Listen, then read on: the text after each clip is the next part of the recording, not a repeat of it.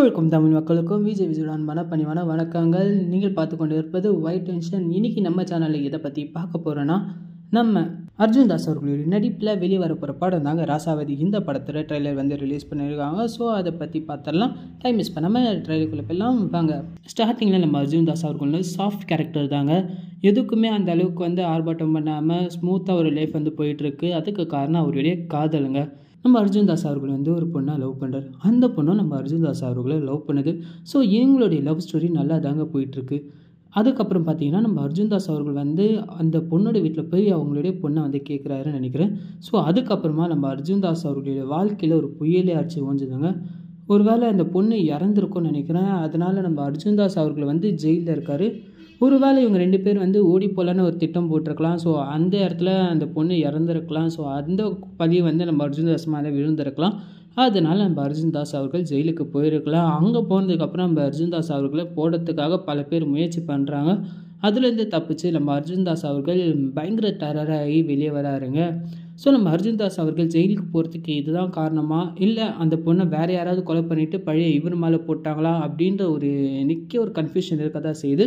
So அந்த படம் பார்க்கும்போது அதுக்கான தெளிவான விளக்கம் கிடைக்கும் தான் நான் நினைக்கிறேன். நம்ம அர்ஜுன் தாஸ் அவர்கள் இந்த சேட் ஃபீலிங்லேருந்து வெளியே வரணும்னா இன்னொரு காதலால் தான் முடியும் அப்படின்றதுனால இன்னொரு ஹீரோனையும் இந்த படத்தில் நம்ம அர்ஜுன் தாஸ் அவர்களுக்கு கொடுத்துருக்காங்க. அவங்க தான் தனியாக. ஸோ அதுக்கப்புறம் நம்ம அர்ஜுன் தாஸ் அவர்களும் சரி, தனியாக அவர்களும் சரி, இவங்க 2 பேர் ரொமான்ஸ் எப்படி இருக்க போகுது அப்படின்றது தான் படத்தில் பயங்கரமாக காட்டியிருக்காங்க. ஸோ ஃபஸ்ட்டு காதலில் என்ன தான் தோல்வி இருந்தாலும் அடுத்த காதலில் இவருடைய அந்த உண்மைத்தனத்தை நல்லாவே காட்டியிருக்காங்க. அந்த புரிதல் இவங்களுக்குள்ளே நல்லாவே ஒரு கோட்டாக இருக்குது. ஸோ அந்த காதலை எப்படி மெயின்டைன் பண்ணி கொண்டு போகிறாங்க. ஸோ இவங்களோட லவ்வுக்கு என்ன மாதிரியான டிஸ்டர்பன்ஸ்லாம் வருது. அதுக்கு நடுவில் ஒரு ஃபாரஸ்ட்டில் பார்த்தீங்கன்னா நம்ம அர்ஜுன் தாஸ் அவர்களே கொலை பண்ணத்துக்கு முயற்சி பண்ணுறாங்க. கொஞ்சம் மிஸ் ஆயிருந்தால் நம்ம அர்ஜுன் தாஸ் கதை அங்கேயே முடிஞ்சிருக்கும். ஆனால் என்ன பண்ணுறது, நம்ம ஆள் தான் செம்ம டெரர் ஆகிட்டார்ல. அதனால அவங்க கொண்டு வந்த கத்தியை வச்சு அவங்கள போடலான்னு பார்த்தா என்ன மறுபடியும் ஜெயிலுக்கு போக அவருக்கு பிடிக்கல. அதனால் அந்த கத்தியை தூக்கி மரத்தில் வீசி மரத்தில் சொருவிக்கிறது.